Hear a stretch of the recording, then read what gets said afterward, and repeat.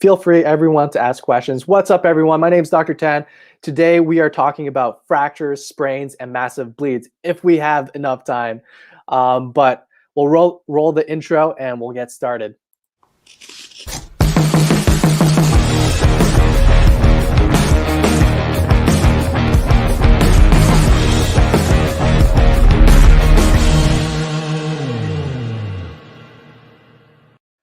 Awesome, guys. Thank you for joining. For those of you who are following me on my Facebook group or YouTube, this is live on both platforms, and you can actively comment there, and I can see what's going on. I see some people answering some comments. We have Stacy, Spencer coming in. Everyone tell me where you're coming from. Put it in the comments, and also tell me what your medical questions are, because yes, we're talking about fractures. Yes, we're talking about sprains, but those are like the clinical pearls and stuff like that. If you guys have a medical question, feel free to ask. We have a lot of Kimberlys tonight asking questions about COVID and bruising, so that's pretty awesome.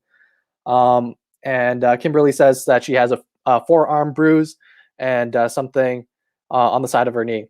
So didn't hurt herself either. Sometimes when you get those very easy bruising, chances are you either bruise easy or you might have some underlying platelet disorders, some hemophilia. Things that I would want to ask is, when you're brushing your teeth, do you get like bloody gums? Things like that. And we have multiple different platforms, so don't mind me when I'm looking at different places. We have like 4 different platforms that we're streaming on live over here. We got some people from Ecuador, San Diego, California. What's up, everyone? I see some familiar faces. And we got some people from Illinois, Indiana. Awesome, guys. Thank you so much for joining. This is kind of like a new thing that I think is the best forum to give you guys solid value. Now, if you follow me on TikTok, you know my content's pretty awesome, but it's only like at most 60 seconds. My Instagram content, I get to like type a little bit more in long form. So you guys, if you don't follow me on Instagram and want more information, that's where I put a lot of my stuff.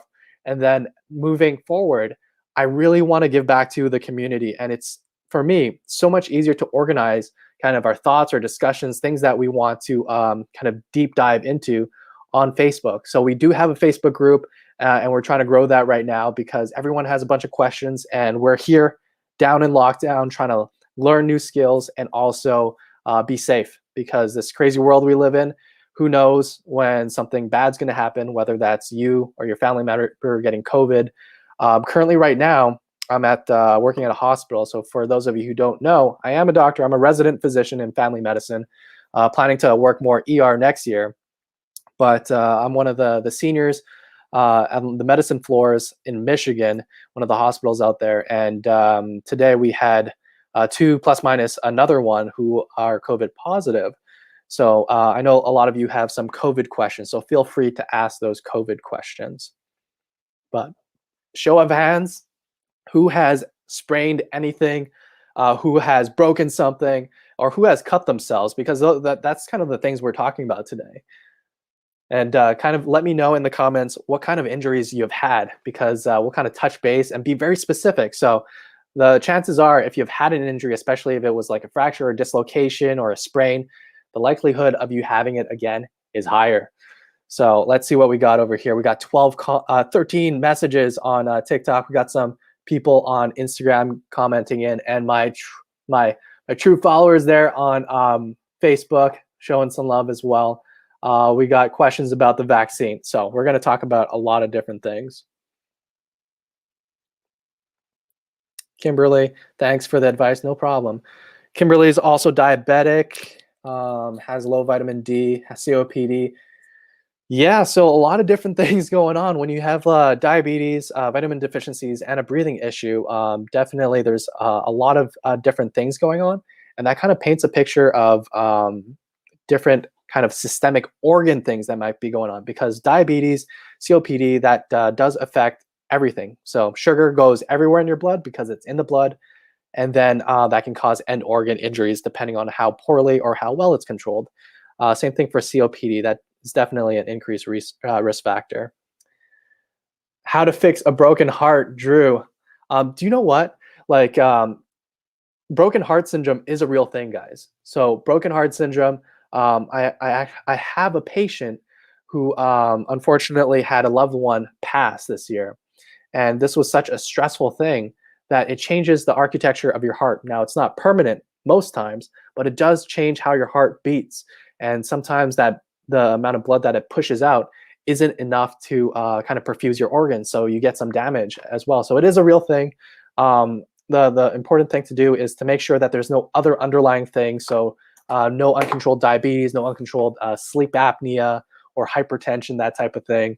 And then really, if it's just the broken heart, it's kind of giving them the right support, you know, whether that's medications to help them get over this hump, or therapy, because therapy is super, super effective and something that we support at our clinic too. Kimberly's saying, I would try to love yourself. That can fix a broken heart. Definitely. Self-reflection and just emotional endurance and mental endurance is super, super important. Flail chest. Awesome. So flail chest, for those of you who don't know what flail chest is, it's when your ribs are broken in multiple different areas. And when you're breathing in, you know, when you're breathing in normally, your chest moves in a certain direction. When you have flail chest and you have more than 3 ribs broken, it kind of moves in dysynchrony. Now, number one, it's super, super painful.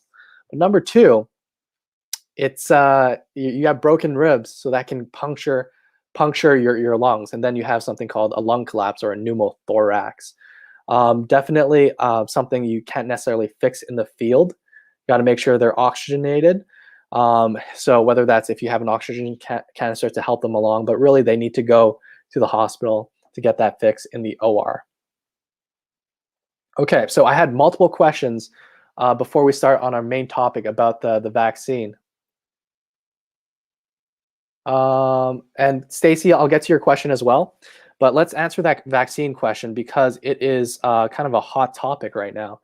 So the vaccine, specifically the Spiser vaccine, a lot of people are having questions about that. I'm not sure if you saw in the news with different vaccines overseas in the UK causing or is associated with Bell's palsy. So number one, I want to kind of clarify that finding. So I believe it was like less than 6 patients out of like 20,000. So just looking at the kind of the demographics in the UK in that population, the incidence of Bell's palsy in the population. So if I were to say 2 out of like 10,000 people get Bell's palsy, that's kind of the same ratio of what we saw in that vaccine trial. So does that mean the vaccine causes Bell's palsy? It may be, but it's less likely because that's kind of the demographics that we're seeing in the population. So I'm not 100% convinced that that's a direct correlation, but I know it is causing a lot of you to second guess it because having your face kind of like droop down, whether that's temporary or not, is a big deal. And Bell's palsy, for the most part, a good proportion of it is reversible. What you do is you give steroids for that. But what if you cut some time while waiting for EMS and the needle thing? Oh, so Colin's good question. So flail chest and pneumothorax, 2 different things. So this is kind of interesting that we're kind of going in here, and that's cool that we're going into these different topics because if that's what you guys want to learn, this is all for you. This 1-hour session on all these platforms is all for you. So if you want to talk about different things, that's 100% fine. What I'm going to do for you, Colin, where are you coming from? So we got our trauma pack over here from my buddy Ofer. So he sent this to me. This is like a $200 pack. For those of you who want something like this, I know I wanted this for the longest time. And I wish I had it for free, and I got it for free, but you can get it for free too. We have a giveaway, and we're drawing the first prize. It's 7 different prizes. So we're drawing the first prize on Christmas Day, and one of those is this trauma pack. So this is a custom advanced trauma pack for like people in the medical field. But if you want this and you kind of learn the training, still very helpful. So I'm going to show this up for my YouTube and Facebook people. What's up, guys? So this is my trauma pack. In the front, we have a tourniquet that's kind of like easy access. It has these bungee cords. You just pop it off. The reason why I want to show you this is because Colin asked about, hey, how do we temporize? How do we stabilize people who has some kind of chest injury, whether that's a gunshot wound, people who've climbed bouldering and fall down really suddenly on their chest can puncture that lung and collapse it too. So what do you do? And how do you know that the lungs actually collapse? That's the big thing. There's a TV show called The Doctors. It's like an autistic resident who's like a surgeon who that's the first episode. But one of the kind of telltale signs is, are they in respiratory distress? Do they look like they're breathing really, really bad? What was the mechanism of trauma? Because typically pneumothorax can be caused by traumas, but being really tall and skinny and lanky, like if your wingspan with your hands are super, super wide and you have like connective tissue disease called Marfan syndrome, you're more predisposed to spontaneous lung collapse or pneumothoraxes. But for the most part, let's talk about traumas. So let's say you got hit by something or you fell down and then you cracked some ribs and it punctured a lung. You're breathing really, really fast, so super, super fast. Your heart rate's pumping like a butterfly. So that's how it initially kind of presents. You feel like you can't get full breaths of air in. And then what you notice is that your lungs, take a deep breath in, guys. So put your hands right here on your rib cages. I'll stand a little higher up for my Facebook and YouTube people. Take deep breaths in and watch how those fingers kind of separate a little bit. See how it's almost symmetric. Now, with a pneumothorax, you're not going to have symmetry, especially later on in that disease. One side of the lung kind of goes up, the good lung goes up, but this one's kind of really tight. And what's happening is there's multiple different layers that surround the lungs. And there's one layer when you have a lung collapse that's pushing on that lung to make it smaller. So lungs are kind of like a spongy thing. If you were to take it out of my body and squish it, it'd be kind of like a sponge. So if you have that air pressure, kind of imagine like you pushing air on that sponge and it's just getting smaller and smaller and smaller. And because you're only getting partial utility out of that one lung, you're not breathing as well. So one thing to do is, yes, you notice that there's a trauma. You notice that they're breathing faster, their heart rate's fast, and you're noticing one lung's moving and the other one's not. Thing to do, and you can temporize this, is you got a needle decompression device over here. So this comes in the advanced trauma kit. If you guys want to join that giveaway, this is a beefy needle. So this is a 14 gauge. Just to give you an example, this is an 18 gauge over here. I'll show that to my Instagram, TikTok, and YouTube people. Now the 14 gauge is a beefy needle, and it's a long needle too. It's a long needle too. So the thing to do is kind of let that air that's pushing on that lung, squishing that sponge, let that air out. So what you do, go mid-clavicular, right? So your clavicle's here, that's the bone over here. So in the middle of the clavicle, kind of like if you're a male, you have your nipple, and you just go a little medial on the inside to it, so medial, and that's kind of mid-clavicular, and you want to go that second intercostal space, that second rib space. And the thing about ribs, if you look at ribs like that, so ribs have so many vessels, like arteries, veins, and nerves that run under it. So when you're doing this and you're feeling that clavicle and going down and you're feeling the ribs, you don't want to go under it, because if you nick that artery, then you got a breathing problem, right? You got a breathing problem, but then you also have a bleeding problem, and that can cause your victim or the person you're helping to die very, very fast. You got a breathing and a blood issue. Not a good thing. Not a good thing. So what you want to do, take the cap off. I'm not going to do that because I want to keep this sterile. Is when you're at that mid-clavicular line, you got your ribs over here. You want to go on top of the ribs and kind of go into that joint space, come perpendicular, and you'll go in. It's going to be painful. So if you have any pain meds, give it. But at that point, when that person's breathing so hard, they're kind of going in and out of kind of consciousness, because they don't have that oxygen. You go into that rib space and you'll hear a rush of air. So that kind of temporizes it because it reinflates the lung and they can breathe. And at that point, there's little devices that you can kind of secure it there, and with one-way valves that you can open to let air out and then close, and for military people, all my military people, if you're watching me right now, just raise your hands. And my TikTok people, you guys are blowing up my messages. I love you guys. I'm going to get to you because we have 42 messages over there.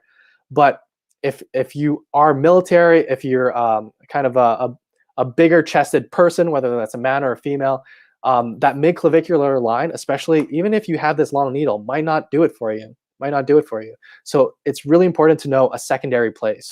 So a secondary place to kind of do that needle decompression is over here. So if you look at your armpit, you'll notice this front part of a muscle and then the back part of the muscle.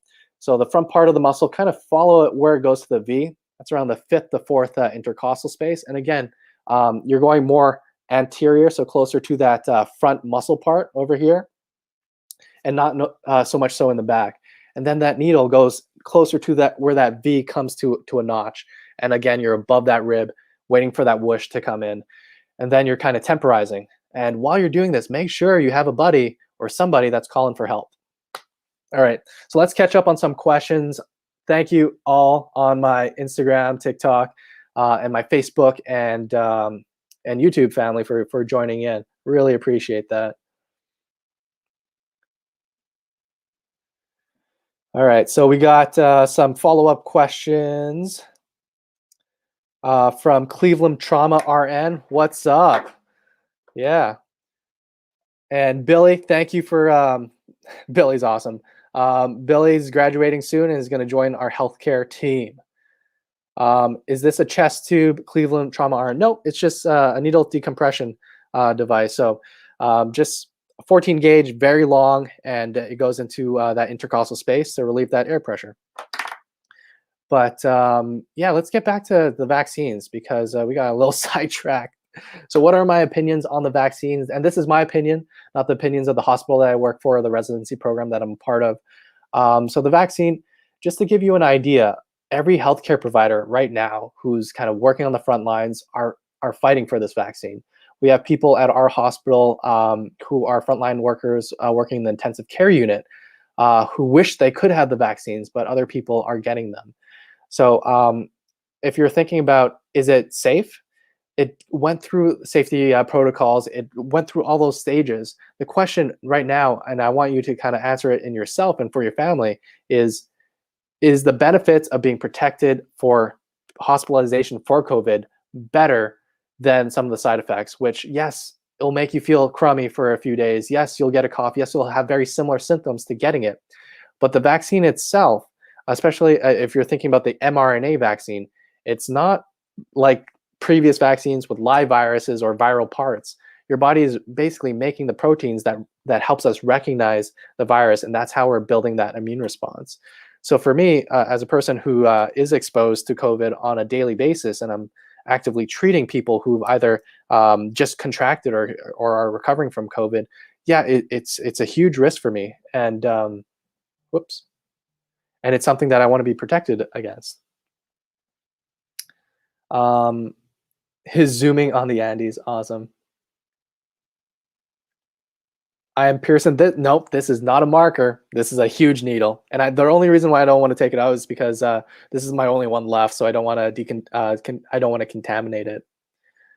So, other questions on Facebook, we answered the ones what I think about the vaccines, and then Stacy, you were mentioning you were looking on my website and all the items to purchase. You have TikTok videos that shows these items are for and how to use them. So. Just to reiterate Stacy's questions is people who are wanting to do more survival stuff, who are wanting to do more medical stuff, and who want to learn more from me. I put a list of things that I personally own and things that I would recommend on my webpage, which is www.survivaldoctors.com. So we have a giveaway where we would give you free stuff. So if you haven't joined that yet, join it. But for people looking to be like, hey, what should I actually have and why should I have it? We can definitely do review videos and reasons why or characteristics of really good equipment. So I think the best way to go about that, Stacy, is why don't you, on the Facebook group, because I know you're part of our Facebook group, is mention what kind of gear topic you want, whether that's water purification, whether that's like bandages and stuff like that.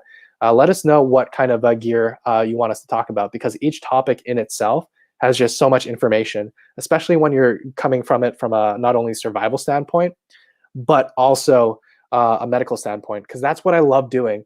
I love survival like training, but when you take that little nuance and perspective from a medical standpoint, you just increase your chances of getting out of there so much higher.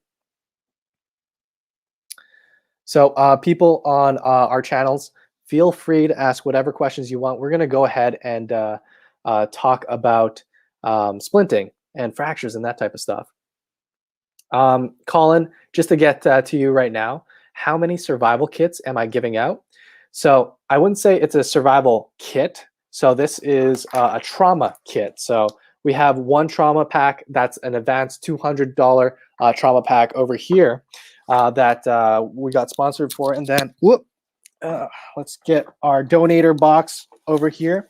And then we have one from Skinny Medic, who's a pretty prominent YouTuber who donated this first aid trauma kit as well. So we have two trauma kits. We have some knives, we have axes, we have primitive kind of tools, just like primitive knives like that, coming from Donnie Dust, who's a season 6 from History Channel, and the axe is coming from Jordan Jonas, who's a season 6 champion. So he won that show. Yep, and links are in the bio for people trying to get onto the Facebook, because this is a pretty cool platform. On the Facebook, I'm able to kind of comment on all your stuff and show you pictures. And I think for giving information like this, it's going to be so much easier because I can just like pull up slides. And for those of you who want to like introduce yourself face to face, maybe you're shy, maybe you're not. But if you're not, I'd love to speak to someone, because right now I'm just speaking to 3 screens of my face. But yeah, those are our giveaway kits. And we are talking about broken bones next. So who here has broken something? I know I have.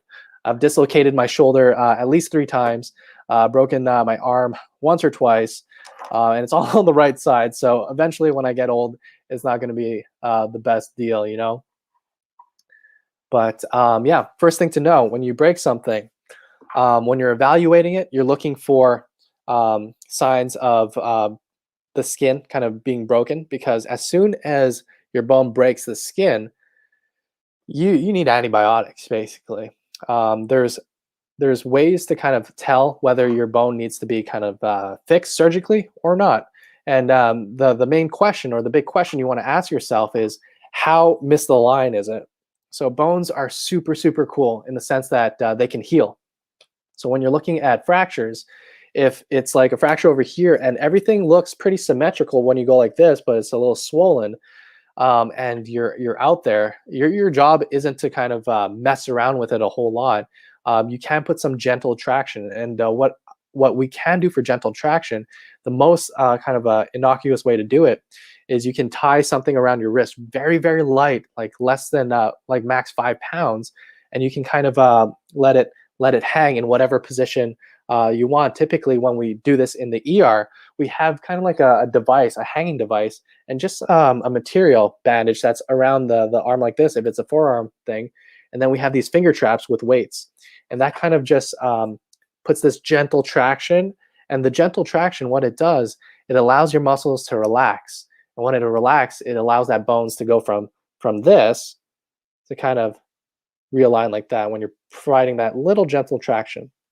And once it's in that place, you can put a splint on it, because in the field, you're not going to be able to cast it, right? You don't have that material, but you can definitely splint it. And when you're splinting things, yeah, definitely Cleveland Trauma, RN, lots of slips this winter and fractures, working mostly ortho.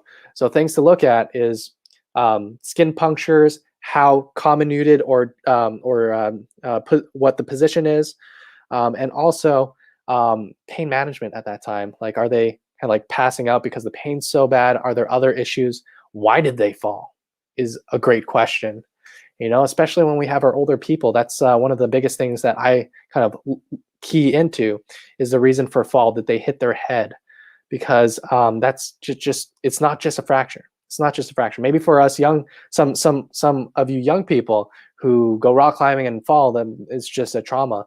But if you have diabetes, if you have breathing issues, and you kind of get lightheaded and you fall down, there's just so much more to the picture. So when you're starting with your trauma workup, definitely if you should go through your ABCs and your whole thing. We're kind of taking just a snippet, a little segment of that, and just addressing kind of fractures. Another cool thing that I learned in the years working in Michigan, doing sideline management for like football teams, is without an X-ray, how can you tell that a bone's broken? You know, that's a pretty cool superpower to have if you knew how to do it. And one of the interesting things that I saw was one, vibration. So if you have a tuning fork, manage to have a tuning fork, you put it on a long bone, and if the person's screaming in pain or retracting in pain, yeah, that bone's probably broken. But what can we use in the field when we don't have an X-ray, when we don't have an ultrasound, and all we have is our fingers? What you can do is you can percuss. Percuss meaning you can tap. So whether that's you put a finger on top of that long bone and tap on the finger, or you're just using that finger to tap. So you just go like that, and if you're tapping on that long bone and they're kind of screaming in pain, that's more indicative of a bone fracture. It's that periosteal, that wrapping around the bone, that gets really irritated when you do that, because if there's like some kind of tear in it, that's the part that will feel the pain. That's the part that will feel the pain. Yeah, the feels. COPD, not COPS. Oh, did you have a COPD question? Yeah, Kathleen saying that she has had 3 heart attacks and she has COPD now. And yeah, COPD and heart issues can often have similar effects because it affects breathing and kind of subjective feelings of like lightheadedness sometimes. And they both work in synchrony, your heart and your lungs. So if one's kind of slagging behind, it can affect the heart in the long term. That's why for our people who may be on the heavier side, who snore, who have daily headaches in the morning when you wake up, who feel sleepy, you should be getting a sleep study, because if you have undiagnosed sleep apnea, that affects your lungs first, and then that affects your heart. So that's what happens with that. For the people joining on Instagram, what's up? We are talking about some fracture stuff right now. And let's see if we have some questions on our Facebook. Oh, awesome question. Good evening, doctor. Do you have a course with a more structured curriculum? I love your videos, and thank you for your generosity. So the course is coming. For those, I'm only going to share it with you guys because this isn't going to go public up until I think maybe March.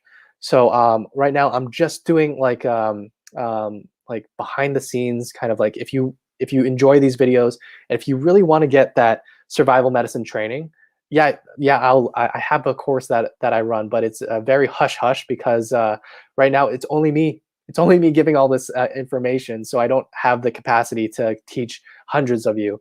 Currently, I'm only taking 10 students on in February, and then I don't know from there. So if you're interested on the course, join our Facebook group, message me, and I'll give you more information on that. And one cool thing that you'll get with the course is a trauma pack. And we're talking about this trauma pack, but supersized. So like we're like double of everything basically. Excuse me, which is how it should be, because you can't really do much with one pressure dressing or one tourniquet. You really need to double up. So the trauma kit that I'll be giving is part of my course that's coming up, and I'm only taking a handful of students at this time. What's up, everyone? Alrighty. So another question from our Facebook group. We got a comment here, Kenneth Starr. Side effects of COVID are so much worse, like playing Russian roulette otherwise. And I think that's in support of getting the vaccine. Is there a specific SOS device you suggest? My daughter has a Garmin Explorer Plus. Wouldn't go out without it. And one, and you want one for yourself now. Yes, so Garmin's an awesome company. What I really like for rescue devices, because I do go on expeditions in multiple different countries, whether that's in the jungles, on mountains, on Everest, and in very secluded areas, is I like devices where I can call out and text out, because calls take more energy, take more battery time. So if you're going out for more than a week's time, and you're in a cold environment and batteries may be unreliable, you want like a texting, pre-programmed textings to be like, hey, I need an emergency evac right now.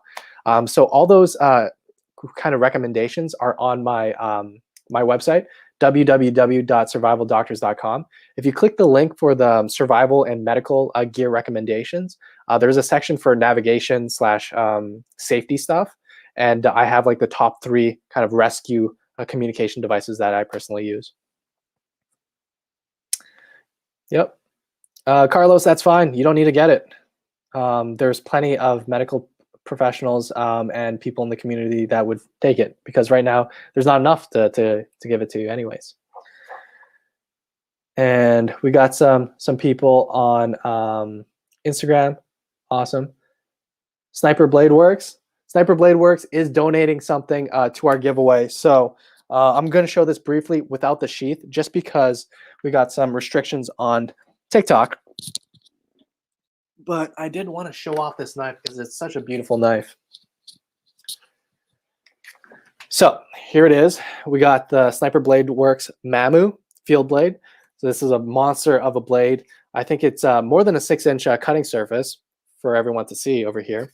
And what I really like is the belt loop over here, because over here it can be positioned in multiple different orientations. So I like this because I like carrying it like this. The weight kind of warrants that. Over here, I just feel like it's too heavy in that direction. But that's part of the giveaway. So if that's the thing you want, or the thing that you're missing in your kit, join the giveaway. Read the emails, reply to the emails, and there's a little secret in the emails too. So if you want more chances to win, make sure you're reading your emails. Kenneth, awesome. Yeah, just check out the website. Cool. So we were talking about fractures, and let's talk about splinting. Because when you're splinting your fractures, number one, you want to be measuring everything on the good arm, right? Because if you're messing around with the bad arm, then there's likelihood that you might be moving things, tearing things, and causing bleeds, which we don't want. So this is called a SAM splint. A SAM splint's kind of like a very light aluminum kind of device with an kind of covering of a foam thing. So as a survival item, you can use it for multiple different things. You can make sharp things, you can make reflective things, you can make splints for your fingers by cutting it this way. But for longer splints, this is such a light device. So for my long expeditions, this is one of the things that I carry as a team doctor. Now, if for my personal kit, I'll talk about that too when we talk about sprains. But how to use this is, right now it's pretty flimsy, right? So you can move in all directions. That would make a horrible splint, right? We want our splint to be very, very solid. So to make it solid, all you need to do is bend it into a C, just like that. And you can kind of already tell that this won't bend anymore. This won't bend easily anymore. And for long bone fractures, what I want you guys to know about is that this can even be stronger. So you can make this even more rigid. So you go like this, and you fold it again into a T, just like that. And obviously this kind of flat side goes where it's contacting the bone, because that's more comfortable than this jagged thing.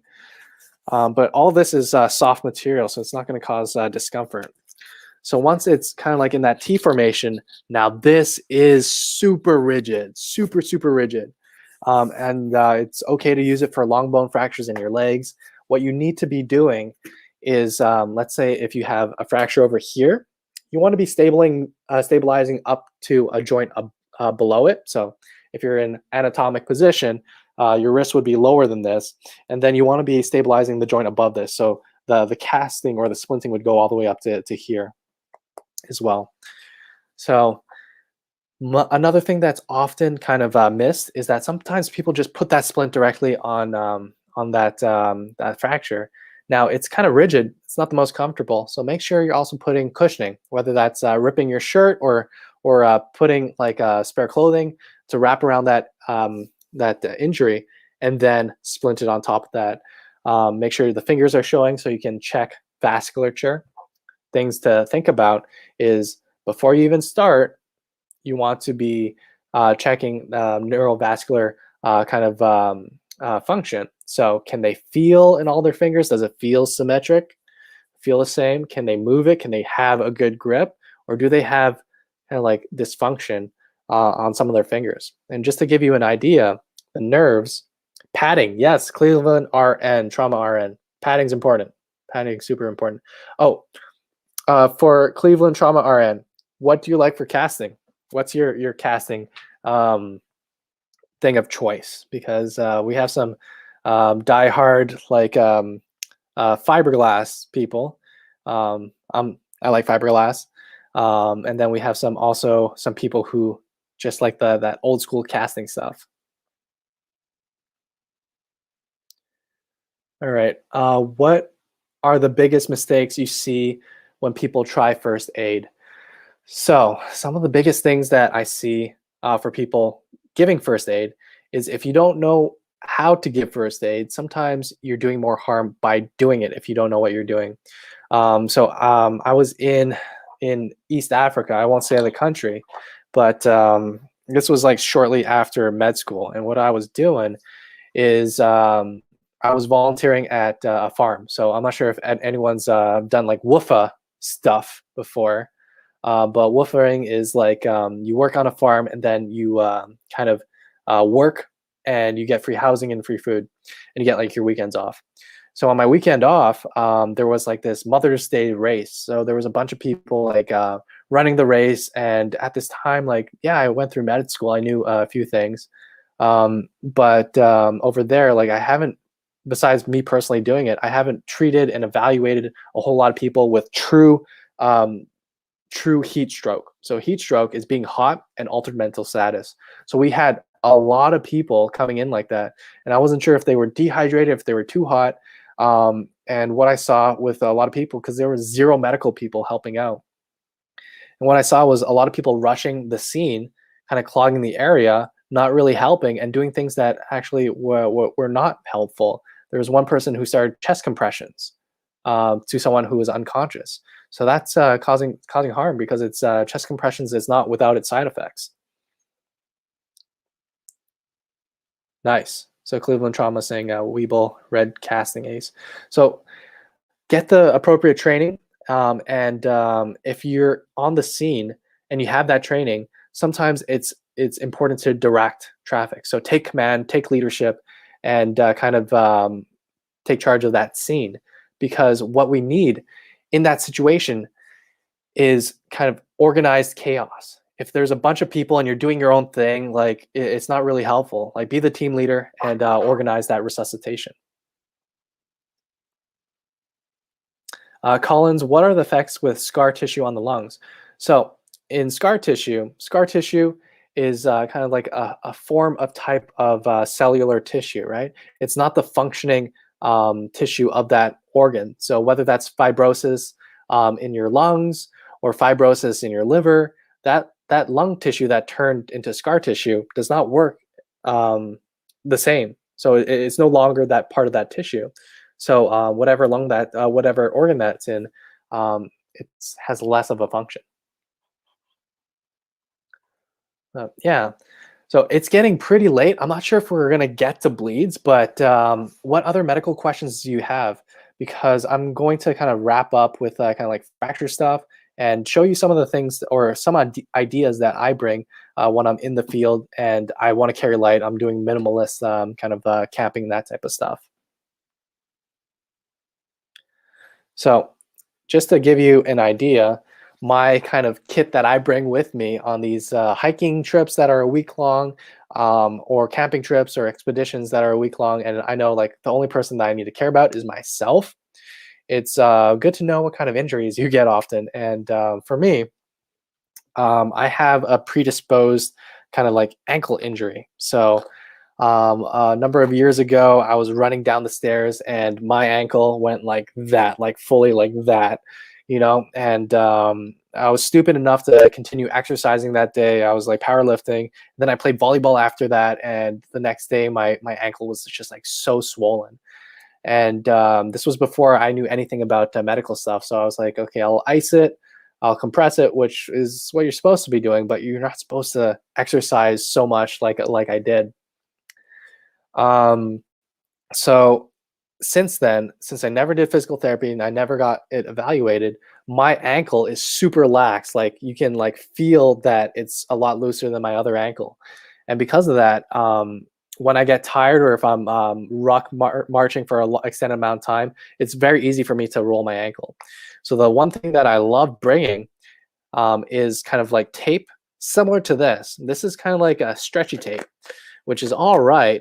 But what I really love, and I'm not sure if I have it around here anywhere, but it's the same kind of width, but made out of something that looks more like hockey tape. You know, that's pretty rigid and material. And the only difference with that one is super sticky. People, our nurse and medical people, know that type of tape because in the OR we use it to like levitate some fat layers. You know, so it's that strong to hold like 20 pounds of fat and get it away from your surgical site. So I really love that one because I use it to wrap my ankle. So I will have a video out eventually about how I wrap my ankles because that type of wrap lasts like a whole week. If you do it properly, you can make use of that one wrap for the whole week, and your ankle's good to go. It feels like 100% stronger. That's what I love doing with that. And whatever leftover tape I have, the second most common injury that I get are nicks and cuts, you know, because you're working with your hands a lot. If you're getting lazy and you don't wear your gloves and you cut yourself, all I do is like I wash my wounds.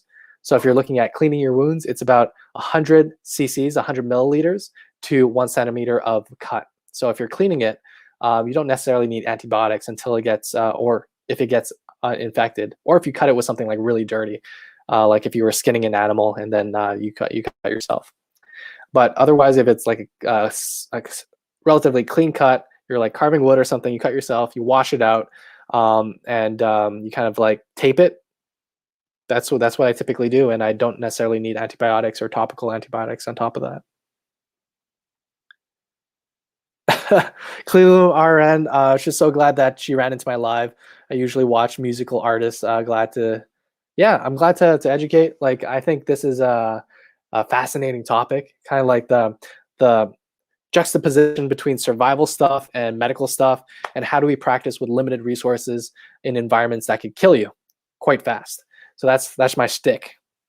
Joy Marie, hey doc, how are you? I'm doing fine. Today was a long day. I kind of let the other residents go, and as soon as I let them go, like hell broke loose. Like there was someone decompensating. She possibly has COVID. We'll see after a repeat COVID test, and then just a pregnant mom coming in. So it's just a lot of things happening within 30 minutes. We have a question here from Collins. What causes iron? He says iron efficiency, but I think he meant deficiency. So multiple different things cause iron deficiency. So since there are no other comments over here, let's talk about iron deficiency because that's what I want to do with these lives. I want to answer some of your burning questions, you know. And Colin, do you have iron deficiency? Do you have someone that you know that has iron deficiency? Sometimes it's kind of like the context. So iron deficiency, meaning you have low iron. So is it because you don't have the diet, or is it because you're bleeding? Sometimes it's not necessarily an iron deficiency, or it's an iron misplacement. So if you don't have iron in your diet, you can have a deficiency. If you're bleeding, you can have an iron deficiency. But another thing that can happen is if you have a chronic disease, like an inflammation. So if you have like an arthritis that your joints always get red and hot, or if you have an autoimmune disease like thyroid disease, or if you have a heart disease or anything like that, what that does is it causes inflammation. And your body's really smart. It knows that the iron helps bacteria and badness replicate and cause chaos in your body. So what your body does is when it finds that inflammation, it holds on to the iron, but it doesn't let anyone use it. So that's how people can get anemic, even if they have appropriate iron stores in their body. And then if you have things like cancer, sometimes it's a problem with production. So you're not producing a lot of hemoglobin, so you can still have an anemia. So that's kind of like anemia, not necessarily iron deficiency, but iron deficiency is part of anemia. Menstruation, yes, bleeding, iron deficiency. Jojo Marie, yes, ask your question about COVID. And then Billy said inadequate intake. Yep, definitely. Some people just don't eat enough iron-containing stuff.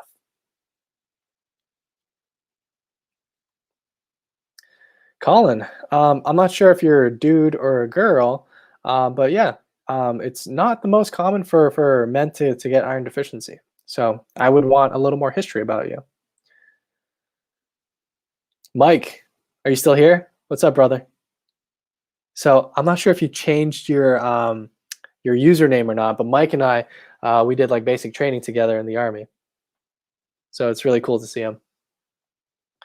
I wish you would go to face. That'd be cool, man. I haven't seen you in a while, but I can understand if you're a little camera shy.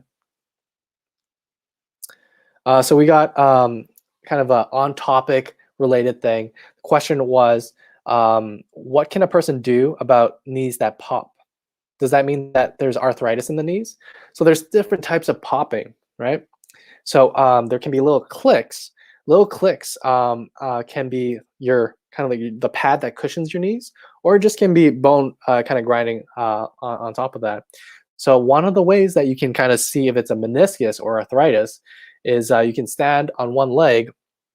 Here, I'll just get out of frame a little bit. You stand on one leg and you just twist this way. If there's extreme pain and buckling, you probably have like a little meniscal tear, and some of the popping or catching is from that meniscal tear. So that's a really good question. And then if it's kind of like a grindy type of thing, then it's likely arthritis. And the first step to do for that is, again, you can rest it, you can ice it, you can use compression bandages on that area, you can use anti-inflammatories like Motrin. And if that all doesn't work, come into the doctor and we can give you an injection with a numbing agent and a steroid. In addition to that, if it's like, hey, I got hit by something, so we've seen this quite often for soccer games. A guy comes in hot, slides onto another player, and then the kneecap's like, whoa, onto the side. So there's that's more of a big pop with a knee dislocation, kneecap dislocation, and there's a way to relocate it, which is super painful. So if you can, give them pain medicines. Yeah. Yeah, I'll check you out, Colin, on Instagram, so we can talk a little bit more about your anemia. But yeah, I think I'm gonna leave the bleeding topic to our next live. But I do want to talk about our giveaway, just because a lot of the products that we're giving away in this trauma pack is related to bleeding, actually. So the custom pack from Trauma Pack comes with a tourniquet of your choice. So you get to choose whether you want a CAT Gen 7, which is kind of standard in the US Army, or if you want a SAM XT like this. And the reason why I like the SAM XT is because it has these little notches. So it's like super secure. And the other cool thing is everyone, if you can listen in on this. Wait 1 second. You guys hear that? Click. So the one cool thing about the SAM XT is when you're pulling it hard enough, it clicks to let you know that it's tight enough. And then that's when you start using the windlass and turning it. In the other models, like the CAT Gen 7, so that's the combat applicator tourniquet, you don't have that feedback. You just kind of pull it as tight as you can and Velcro it.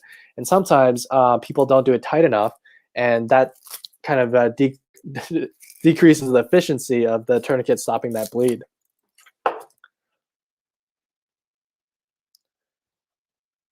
But yeah, you get a tourniquet with this pack. You get some pressure bandages. It comes with like an option for an Israeli bandage. Israeli bandage is really cool because it is one of the longest bandages that you can have, and it's actually a pressure dressing. So the first thing you should do for a bleed is not necessarily to put a tourniquet on. Like, you gotta put some pressure on it and see how it goes. Kimberly, did you just join back on the Instagram? That's awesome.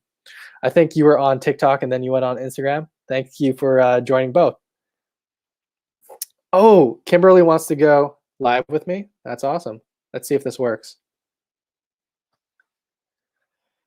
So you guys can do it too, especially my Facebook. And no, you didn't want to do that? You got shy? Okay, fine. But if anyone ever wants to do this, especially people who want that more formal training, we can just do like what I would do in a formal class, and we have 9 spots, and I'll post it on my Facebook group. Whoever wants to join for those 9 spots. Yeah, yeah, Kimberly, that's fine. But yeah, just to move on. One thing that for people who follow me on Instagram, we talked about stopping the bleeds in kids specifically, because when we're thinking about tourniquets, look how big this is. Like your kid's arm is not going to fit this. Like your kid's arm would be like that, you know. So that's not the most effective for kids. So what I like carrying in my trauma kits, and I recommend that if you guys are establishing a first aid kit, especially for your car, and want to be prepared for like kids and even dogs. So I have dogs. I don't have any kids. Is I have this SWAT T. So a SWAT T for our nurses in the room is kind of like your your tourniquets that you use to do needle draws. But the cool thing about this is, I'm just going to show it to all of you on different platforms, is it has these instructions on how it stretches. And look, as I stretch it, those rectangles become squares. And that's how you know you got an appropriate amount of pressure. So you can use this on kids and dogs, and you don't have to, and old ladies and people who are really skinny, and you don't have to worry about it being too loose. So that's what I like doing it, and it is a decent pressure dressing too, or improvised pressure dressing. So you put it, you have your gauze or whatever, and then you can put that on top of that, so it becomes a pressure dressing. But first thing you do, put pressure on it, put your hand on it. If you have gauze and stuff like that, that's great. But if you don't, hand directly on that bleed. 2 to 3 minutes is what I typically like doing. If it's bleeding through longer than that, like you really need to think about that secondary oomph of a device, whether that's a tourniquet. If you don't have a tourniquet, you can pack it. Packing gauze is awesome. It allows you to create more pressure into that wound. What you do, let's see if I have any here. I might not, but I can kind of demonstrate with this guy. So to pack a wound, you're basically doing one of these. See, you wrap it around, and what you're doing is you're just making balls. See, just like balls like that. And then you're using your thumbs to shove it in that wound as tight as it can go, and you keep on doing it until it's rock solid. And hemostasis, or stopping the bleed, really you just need to add a lot of pressure there.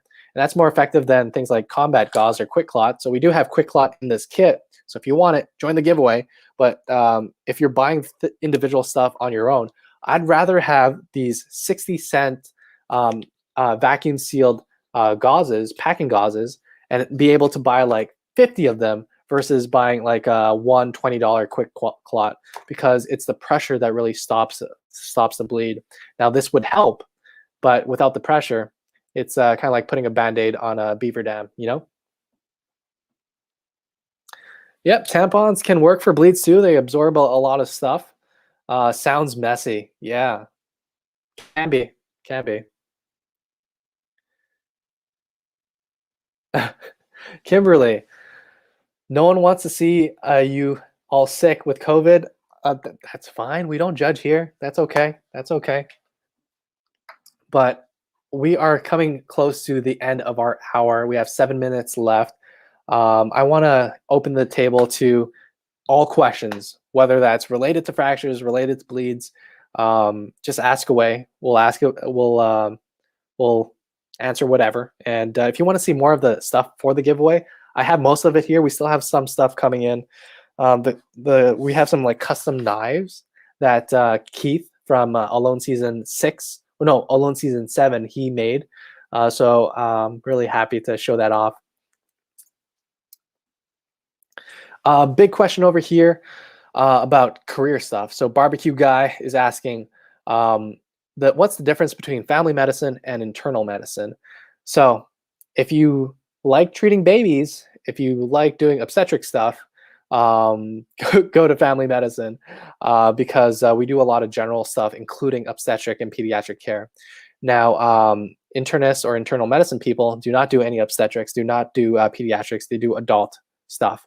And medicine being like, they're the people you see when you're in the hospital for multiple days.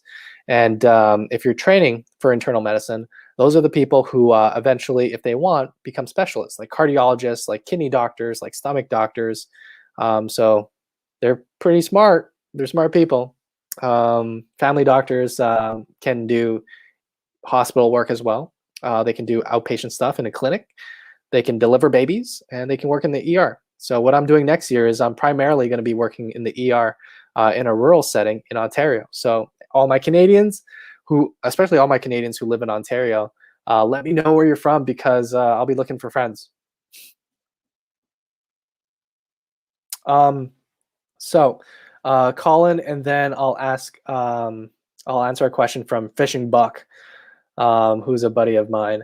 So Colin, I want to start studying and understanding the human body for my future in medicine. Yeah, definitely. Ask questions on our Facebook group, because based on how many votes we get for our topic, that's when we teach it, you know? So if you vote or you ask a question or you start a discussion and there's a lot of people who want to learn that stuff, then we'll talk about it. Fishing Buck, I carry super glue in my truck. Is that good for closing wounds? It's good for closing superficial stuff. So the history behind super glue is a lot of like construction workers used it for little nicks and stuff like that. But if the wound is more than like a few centimeters long and it's deep, it's really not the best. And the reason why is because it's quite toxic to your tissue. Causes a lot of inflammation, can cause a delay in healing. And if it's deep, then you're introducing a foreign type of inflammatory thing in kind of like muscle tissue and fatty tissue, which is not the best for healing. And with that inflammation and that pain, it's not the most comfortable. And I've had infections both personally and seen people with those deeper cuts than trying to super glue.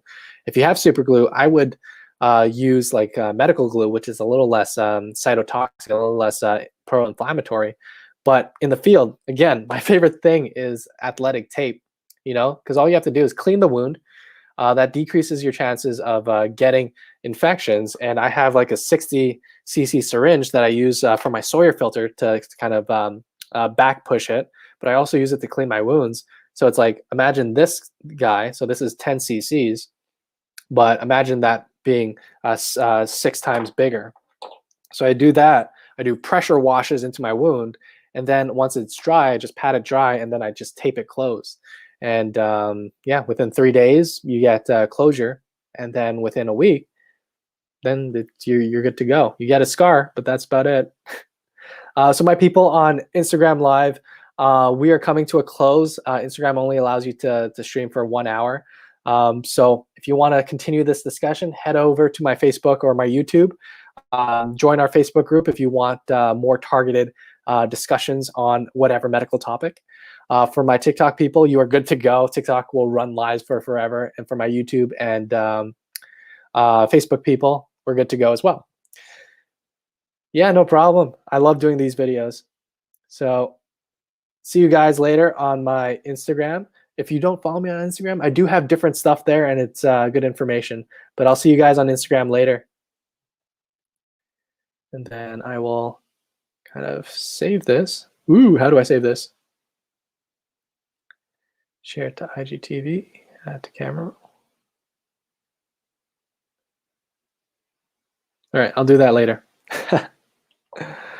Okay, so we have some people on TikTok. Are you asking a question or just shooting numbers?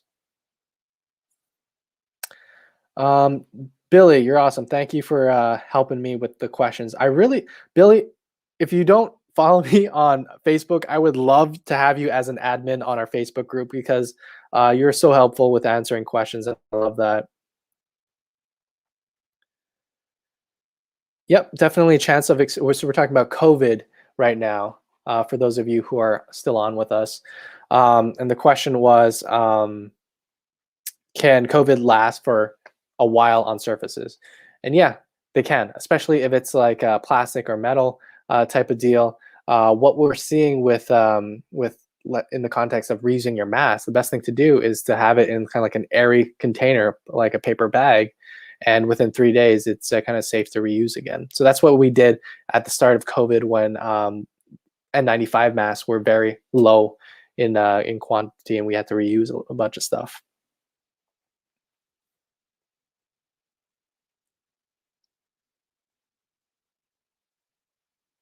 Jojo Marie, what question did you ask specifically?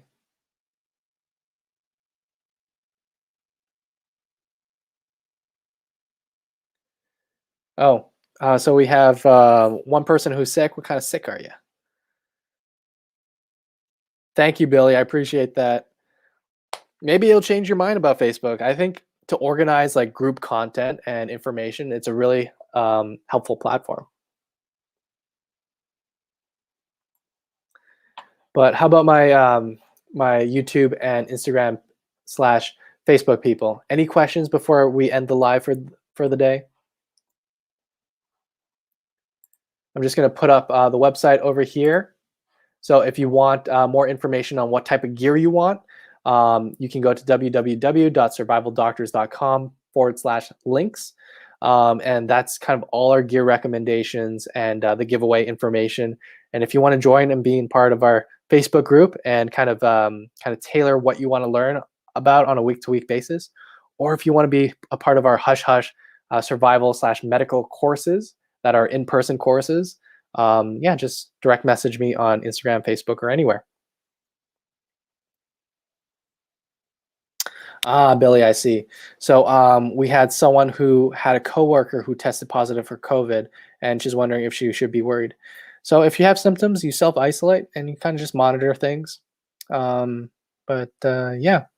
make sure that if you have any shortness of breath or real trouble breathing, that you go see somebody about it, whether that's a video visit first with your primary care doctor, or you can also go to the ER if your respiratory distress or your breathing is super, super bad.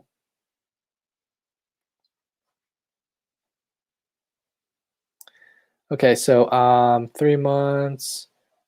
Have you seen info about how long COVID vaccination will last since the exposure only a mask? So yeah, the reason why, Maverick, that you're not seeing a lot of evidence-based information about how long the vaccine lasts is because it literally just came out. So we don't have a whole lot of information on the reinfection data. Now, COVID has at least 2 strands of it. So if you get one strand of COVID, the big question is, can you get the other strand? So it's a possibility. It's a possibility. But we don't have enough cases to know that for certain. But that's it, guys. That's our 1 hour. If you like this type of information and want to be part of our lives or want to help out with this, because I'm not a techie person. So to have some help with coordination and spreading the good word about survival medicine is super, super appreciated. So if you want to share this or be a part of the group and be part of the admin for the group, that would be super helpful for us. But we're going to go ahead and end this live. Thank you so much for my Facebook people and my YouTube people for joining us. I love you guys, and we'll see you next week. Let us know what we should talk about.